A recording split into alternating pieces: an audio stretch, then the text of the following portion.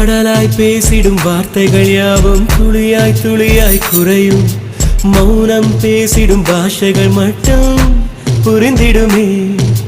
தானாய் எந்தன் கால்கள் இரண்டும் முந்தன் திசையில் நடக்கும். தூரம் நேரம் காலம் எல்லாம் சுருங்கிடுமே. இந்த காதல் வந்து விட்டால் நம் தேகம் மிதந்திடுமே. விண்ணோடும் முகிலோ